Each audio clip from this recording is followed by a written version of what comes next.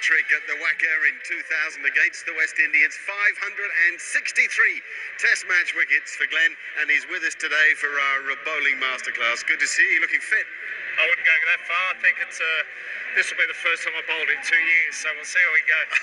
Okay, well, you've had a few looseners. You're kind of ready to go. Let's begin right at the beginning, because the first time we saw you, you were a skinny fella. You ran in a little straighter than you do now. Look at that old footage. Yeah. Has much changed in your bowling action since those early days? I think I've put on a bit of weight.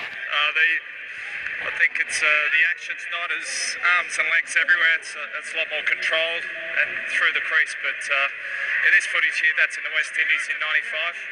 So when you say the action's trolled, what do you mean by that? Do you mean that you found a more mechanical method that was therefore repetitive?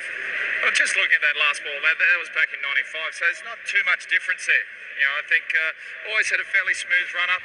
I tried to sort of go straight through the crease, good straight lines, and straight through towards the batsman. So there wasn't any falling away, there wasn't any wasting of speed by going in the wrong direction. In those early days, you didn't have that little duck in to get closer to the stumps. You used to run through in a straighter line. Did you change that on purpose? I didn't change it on purpose. I tried to get nice and close to the stumps, so bring LBW and sort of get that ball, sort of the batsman thinking they had to play it the whole time. I think that little jump in was something that just came over time. I tried not to do it too much because it did waste off a little bit of pace. We're watching your run up here, and it's very easy to see how level your eyes are. It's as if you were determined to have a still head above all else. Yeah, I guess if you've got a still head, everything else is controlled. I didn't look at a spot on the wicket when I bowled. It was all about feel. And the stiller I kept my head, the stiller keep your eyes, the sort of better perception you had. So even though you were going to hit the top of off stump, you didn't look at it? No, I was just at the top of my mark, already locked in the ball I wanted to bowl. If it's hit the deck top of off, Yorker, slower ball, bounce or whatever, it's locked in. As soon as I start running, I switch everything off. I just used to sing a song to myself in my head just to switch off that little voice and help you relax. So that's what I did. All right, let's see you back at the end of your run, because you didn't bowl many no balls, so you already had good control of your run up.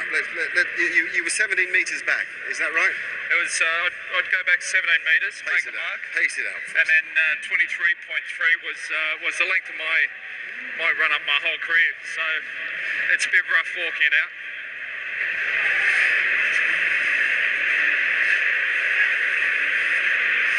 So you have a point from which you have to take off from every ball you bowl. Sorry? You have a point from which you have to take off from every ball you bowl.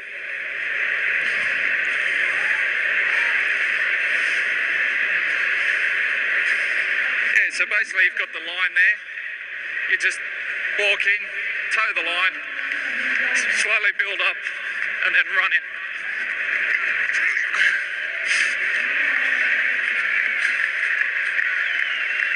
Okay, there's a couple of things I picked up there. One is the position of your wrist. You have your wrist in quite a cocked position. Yeah, my wrist, I was a little bit different to swing bowlers. My wrist was really behind the ball and come over the top, whereas a lot of swing bowlers come down. I sort of come over the top, hit the deck, and apparently I used to get a lot more revolutions on the ball than a swing bowler, which I didn't realise. But more bounce, more seat movement. Good follow through pitch. Bonus one more. I think one more's all he can manage. I think that should nearly do it. So when you're at the end of your run up, you're settling to bowl to the batsman. What are you thinking about? What are you thinking about at the end of your run? What am I thinking back? So when I bowl, walk back to the top of my mark, analyse the ball I've just bowled, work out what ball I want to bowl next, and then just switch off, get the song in my head, relax, run in and bowl. What's the song?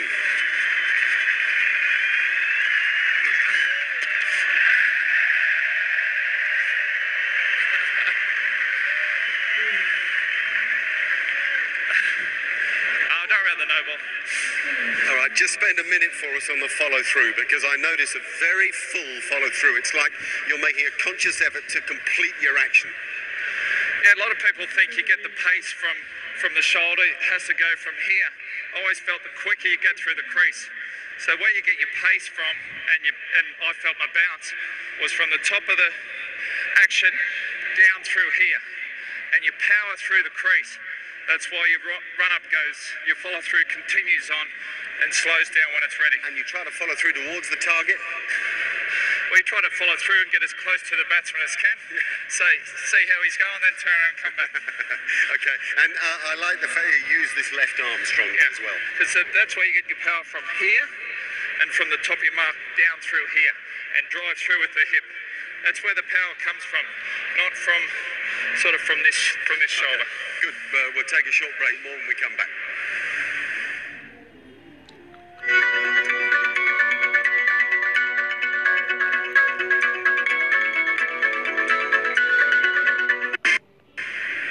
Welcome back. I'm at the end of Glenn McGrath's run-up, and I want to know what's going through your head. You were known as somebody who was almost surgical in the way that you could destruct a batting order. What's going through your head? How are you looking to get people out?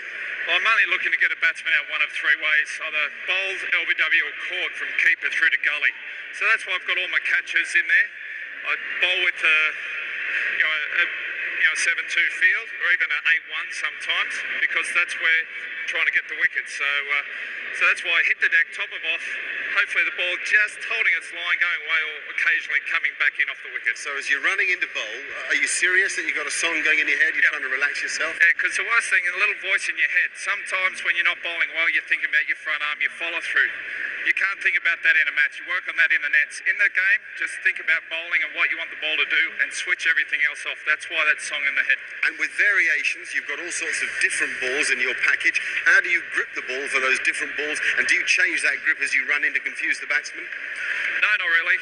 I just fingers behind the seam, thumb on the bottom, sort of cocked running in, and that was it. Just relax, stand tall, hit the deck. Let's go. Very simple stuff. Let's see, so clear head. The song is singing.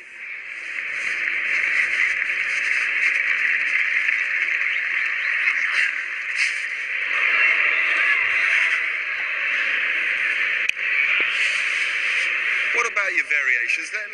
Let's just have a look at some pictures of the different deliveries that you could bowl. Firstly, the Yorker that you got better and better at the more you played. Yeah, that was early game against Queensland. But the funny thing with bowling Yorkers, you have to stand tall rather than bowl too quick. Bouncer again, get the feel, hit the deck, stand tall. That one didn't get up. No, that was the bouncer that Sachin Tendulkar was LBW to that didn't get up. Then we've got a cutter, and we've also got a slower ball in there. You also bowled around the wicket. So how was your grip for the slower ball? Slower ball was 1 of 4. Just hold it normally, let it slide out through the fingers there. The other one was off spinner, where you take your thumb off at the last minute, put here, off spinner, the split finger, where it sort of floats out, or the one that's sort of out the back of the hand, which sort of drops and hopefully gets a bit of extra bounce. So there's a bit of variation there. Any problem for you to bowl round the wicket? Did you change anything when you did?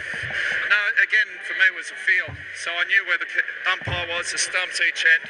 I knew the ball I wanted to bowl, it was locked in, and just relax and run in and bowl. That was as simple as I kept it. And when you say you had a song in your head, what was it mainly? Never the same song, just whatever I listened to on the radio coming in, or a song I liked at that time. So that, again, just helped me switch off that voice in the head, which occasionally got a bit negative. So it's a crystal clear message here. You've got a bowl with a clear head. Yeah. Absolutely. Nothing else going on, no traffic. No, and if I never change my mind when I'm running in the bowl, and the odd occasion I did, it always went wrong. All right.